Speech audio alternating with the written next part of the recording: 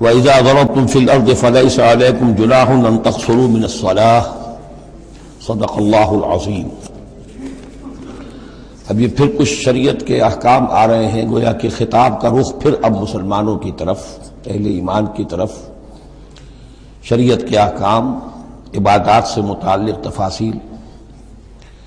اور اے مسلمانوں، جب تم زمین میں سفر کرو تو کوئی حرج نہیں ہے تم پر، کوئی گناہ نہیں ہے کہ تم کچھ کم کر لیا کرو نماز میں۔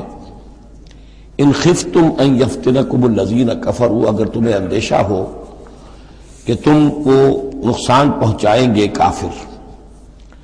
ان الکافرین کانوا لکم عدوا مبینا، یقیناً یہ کافر تمہارے کھلے دشمن ہیں۔ یہ ہے قصر صلاۃ، لیکن صلاۃ الخوف کی حالت میں، جنگ کی حالت میں قصر کا حکم۔ اور اس میں بھی خاص طور پر جو صورتحال تھی کہ جب حضور کے ساتھ ہوتے تھے تو اب اگر شکل یہ ہوتی کہ آدھا آدھا لشکر علیحدہ علیحدہ نماز پڑھے اور پھر حضور ایک کے ساتھ نماز پڑھیں تو دوسروں کو محرومی کا احساس ہوتا۔ لہذا آپ دیکھیے کہ ایک بہت عمدہ تدبیر بتائی گئی۔